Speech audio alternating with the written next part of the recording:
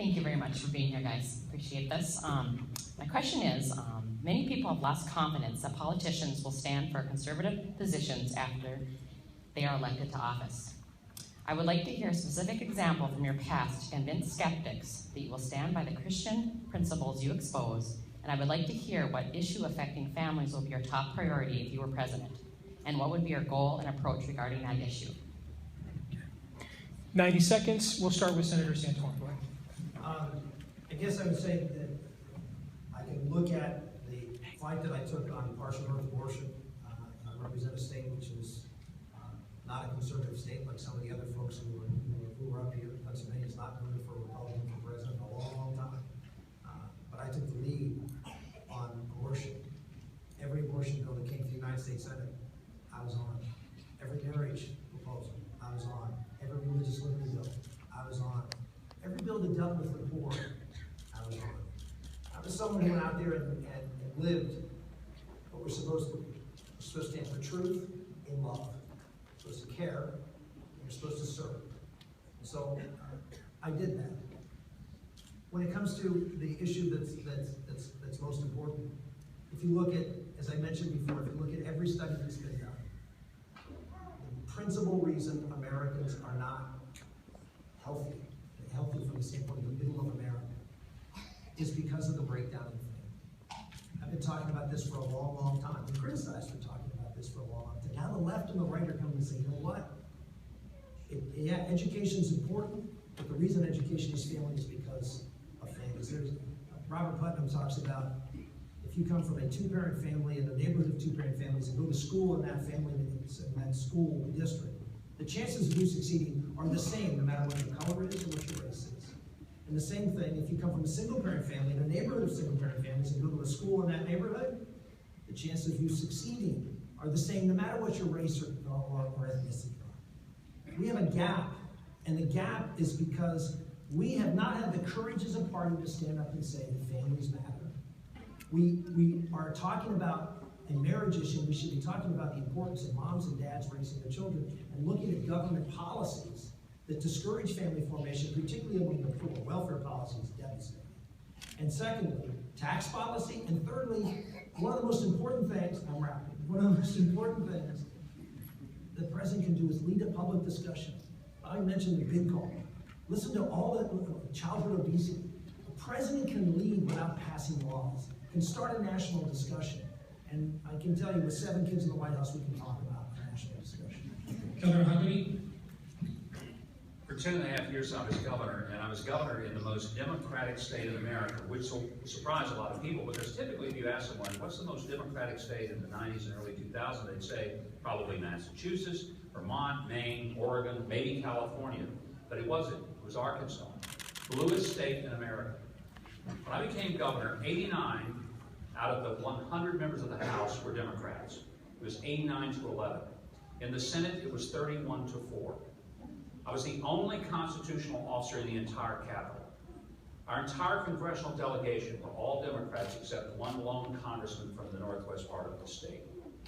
94% of all the local officials were all Democrat. To say that it was a rough environment for a guy who had been lieutenant governor, thrust into the governor's office because the Democratic governor was convicted of whitewater-related felonies, that'd be putting it mildly. They did not look forward to seeing me walk into the Capitol every day and be the governor. But for 10.5 years, I served as governor of that state, never got less than 92% of my legislative package passed. And the reason that we were able to do it, including a ban on partial birth abortion, decriminalizing people who would give their baby up for adoption instead of having an abortion, cutting taxes 94 times, increasing the child care tax credit so that families would be rewarded rather than penalized for their children, passing some of the landmark homeschool legislation in the country at that time. Those are the things that happened, not because I had a bunch of people who wanted me to succeed or who even agreed with me, but in that environment, which was a tough environment, sometimes as painful as it was to go into the Capitol knowing nobody really liked me there, the fact is I learned how to govern. And I really believe that one of the challenges we face is the ability to understand not only what we believe and stick to it, but the ability to lead people to agree with us and work with us and to get those things done that had never been ever able to get done under the Clinton machine that I ran against every time I ran for public office in Arkansas. Senator Cruz. You know, the question you ask is in many ways the most important question. How can we trust you to actually do what you say you'll do? I had a former boss of mine who used to say, if I'm ever accused of being a Christian, I'd like for there to be enough evidence to convict me. I think that's equally true of being a conservative. And I'll tell you, when I was campaigning for Senate in Texas, what I told folks all across the state is that you should ask exactly the question you just asked. Don't tell me, show me. And I pointed out every politician always has an issues page on their website, where in a Republican primary, every candidate will say they're the most conservative soul you've ever seen. Now, I used to point out to folks, if you went to our website, tedcruz.org, tedcruz.org, tedcruz.org, that one of the first things people would notice, we didn't have an issues page. Instead, we had a page labeled a proven record that said, for far too long, politicians have said one thing and done another. Every one of us should ask any candidate who shows up in front of you, you say you believe these principles. Show me. When have you stood up and fought for them? When have you bled for them? And what have you accomplished? As the scripture says, you shall know them by their fruits. And what it then said is Ted has been fighting for conservative principles for over a decade and winning on a national level. Colon. 3 pages of bullet points. Let me give an example of that. The Second Amendment. In Texas, there is a right answer. I support the Second Amendment. Unless you are clinically insane, that's the right answer.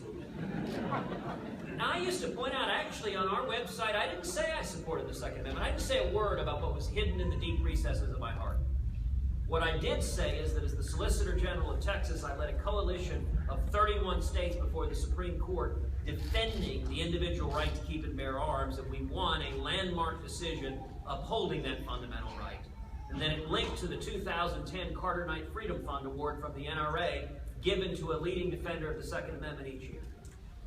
That's how you can tell if someone will follow through. And your question on issues that go to the family, what will I stand and fight for? My passions, since I've been a teenager, have been fighting for liberty and the Constitution and protecting the Bill of Rights, our religious liberty, our free speech, keeping our freedom to be free from government coercion, I think, is right at the heart of the family and preserving the Judeo-Christian values that this country was built on. Original. Yeah, I think that it's exactly right to look at what people have done, not just what they say. The great thing about being a governor is we do have track records. I give you 3 examples in our state. So, one, I'm proud for several years in a row now, we've been rated the most pro-life state in America. In my first term, we had a Democratic House, a Democratic Senate. My second term, we've had a Republican House, a Republican Senate.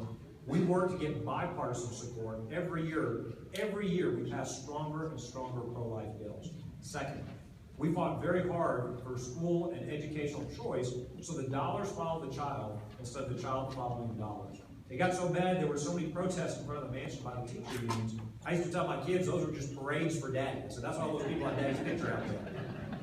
They tried to recall my speaker. There were several attempts, not really well organized or well done, to try to recall me and try to go after folks who were forward choice when it comes to education. But we said this is important. We raised millions of dollars, and we went out and beat Republican as well as Democratic incumbents that were opposed to us. Third example, I've been very, very adamant we will not raise taxes while I'm governor. We've cut our budget 26%, $9 billion, over 30,000 fewer state employees than the day that I took office. The best compliment I ever got was from a Democratic leader of the Senate my first term. He was giving an interview with a reporter, and he thought this was an insult. And I said, I'm going to put this in every campaign brochure I can. He said, this governor is just stubborn as a mule when it comes to taxes. He won't raise any of them. And I said, well, he thought as a Democrat, he was criticizing me. I said, I'm going to put that in my re-election literature. I think that's exactly right. I think voters have a right to know where we stand and what we will do if we get elected. Now you asked, and I can give you other examples. We did pass, for example, the country's strongest Second Amendment protection in our state constitution for the right to bear arms. We've done other things as well. In terms of going forward and looking forward, I'm proud there are some that would like to try to redefine the Republican Party. that say we don't need a conservative party. We just need a cheaper Democratic party. We need 2 liberal parties. How many times have you heard folks say, well, if we want to win a national election, we got to give it up. We can't oppose amnesty anymore. We can't be a pro-life party anymore. We can't stand for traditional marriage anymore. I think that's nonsense. Yeah. I think voters are looking for a conservative alternative. If we give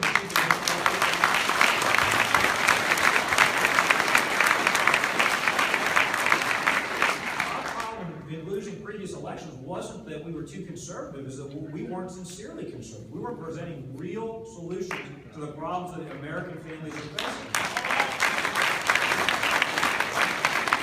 I'm proud to be a lifelong member of a party that's for smaller government and lower taxes, more opportunities to join the middle class. But I'm also proud to be the member of a political party that stands for innocent human life, traditional marriage, stands for religious liberty. And I'll tell you this.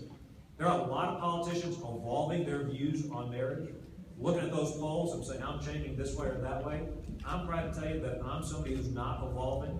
My Christian faith teaches me that marriage is between a man and a woman, and that's not going to change based on an opinion poll or based on political consultants or based on what the liberal media wants to hear. So I think you asked exactly the right question, and I would suggest that voters not only listen to what people say, look at their track records, look at what they've actually done when given the opportunity. Question